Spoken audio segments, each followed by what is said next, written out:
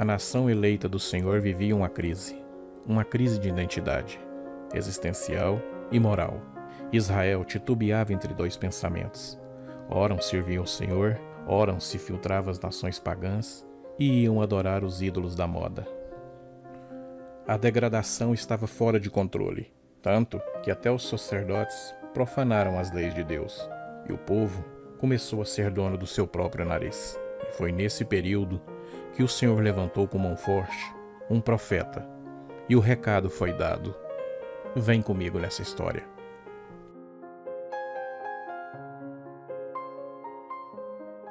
Ano 458 a 445 a.C.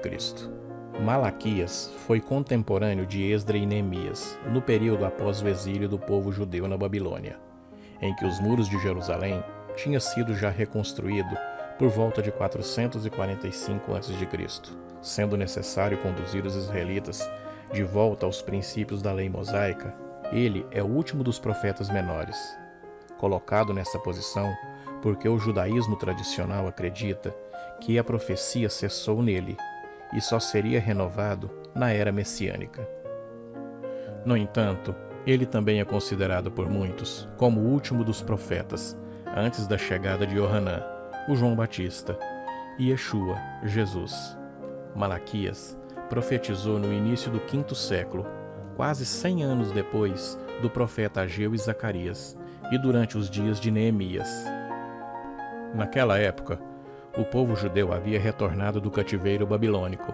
Os muros de Jerusalém e do templo estavam sendo reconstruídos, e junto com o novo santuário, a reinstituição da adoração no templo. Há uma discordância entre alguns teólogos estudiosos. Alguns acreditam que Malaquias era um sacerdote entre os profetas, escribas e outros sacerdotes que foram expulsos do exílio e de volta a Judá por Esdras e Neemias. Outros endossam a tese que ele pode ter sido apenas um homem comum, falando a palavra de Deus para a comunidade judaica, que voltou para casa para reconstruir o templo sagrado. Uma minoria de opinião também, no Talmud, diz que Malaquias era na verdade Esdras, o escriba, ou talvez Mordecai, do livro de Ester. Alguns defendem que os 4 primeiros capítulos de Malaquias foram realmente extraídos do livro de Zacarias. Há quem defenda também que Malaquias era um homem da grande assembleia, que foi fundada por Esra por volta de 520 a.C.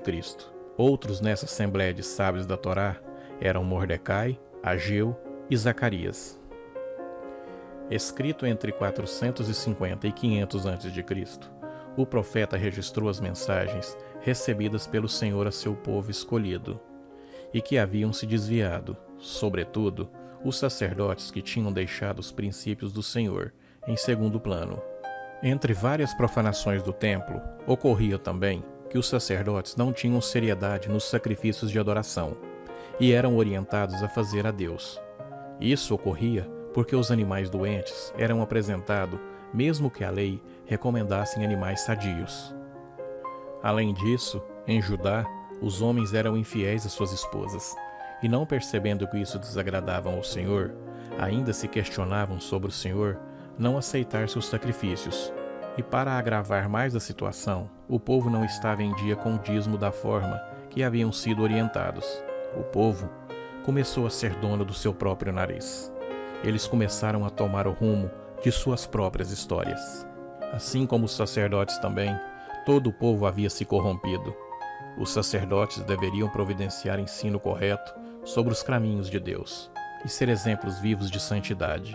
E em sua corrupção, os sacerdotes estavam fazendo com que muitos tropeçassem na lei. Porque os sacerdotes corromperam em suas ofertas, o mesmo fizeram as pessoas. E Malaquias vem com a mensagem que o pecado é que está resultando em secas, fomes que assolavam aquela nação, e a pobreza alcançando eles de uma forma tão grande que toda a prosperidade estava se sucumbindo, indo embora. Isso o profeta advertiu e pediu um derramamento de arrependimento nacional para que o povo se humilhasse perante Deus.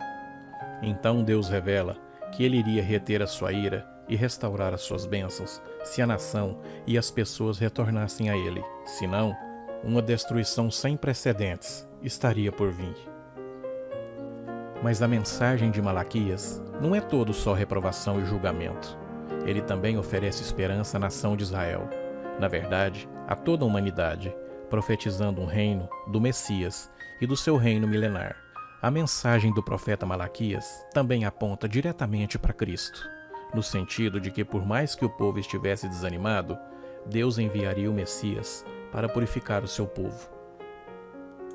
O profeta falou sobre a obra de um mensageiro que seria precedido pelo profeta Elias. E o Novo Testamento revela que Jesus é esse o mensageiro, bem como João Batista foi aquele que precedeu, desempenhando seu ministério no espírito e no poder de Elias.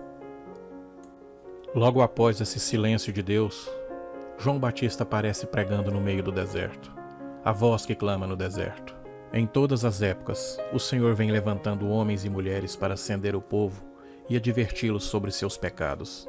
Deus levantou homens que levaram sua palavra, alguns pagaram pela própria vida, para levar a mensagem de arrependimento. Não se sabe como foi o fim da vida de Malaquias. As Escrituras silenciam sobre seu fim.